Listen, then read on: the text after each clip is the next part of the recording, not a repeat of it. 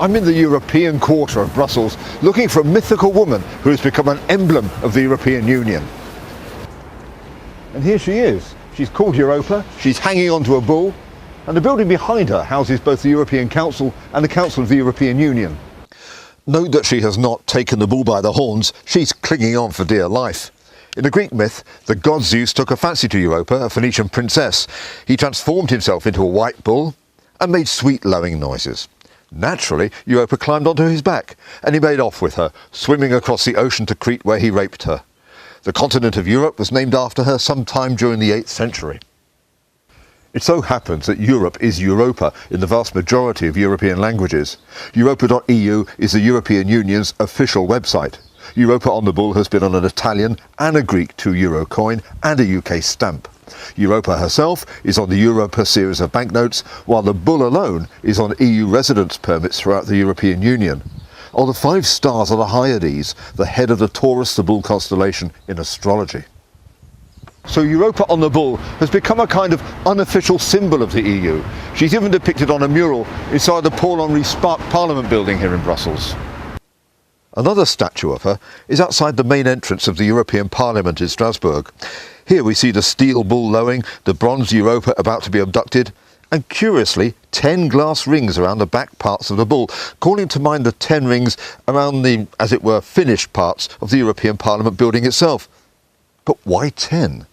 There were 6 founding members of the European Economic Community and 12 founding members of the European Union, including the UK. There are 12 stars on the EU flag. 10 means nothing in the EU. So are the 10 rings an allusion to another demonic animal?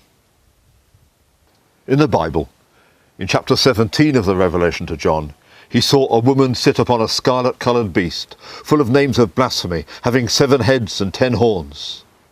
Verse 12 says the 10 horns are 10 kings, 10 earthly rulers.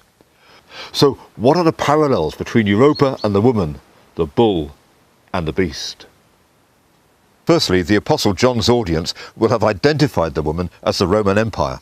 Her description in verse 5 as mystery, Babylon the Great, shows a link back to the book of Daniel and continuity with the spirit of all earthly totalitarian dominions. She is sat on the beast. She is not controlling his direction. Just like Europa on the bull, she is going wherever he wants. Secondly, in chapter 2 of Revelation, Pergamos, the town of one of the 7 churches, is said to be the site of Satan's seat. Satan's seat was an altar to Zeus. So Zeus is a spiritual manifestation of Satan, just like the Antichrist beast of Revelation. The beast, in whatever form he appears, is the demonic spiritual power behind Babylon, Persia, the Greek Empire, the Roman Empire, and any new earthly political empire which rejects God, just as the EU has done in its treaties and its attempted constitution. So it concerns me to see Eurocrats fawning over the image of Europa on the bull. Are they consciously setting up a new Roman Empire? Are they telling the people of Europe we're being taken for a deranged ride? Zeus got Europa on his back by deception. He took her off and violated her. Are we too being lied to about the destination and purpose of the European Union? Or by idolising Europa on the bull, are the EU's leaders even cursing us, inviting Satan and the destruction he brings right into Europe? Because if any of that is the case, I'm not sure I want to be tagging along.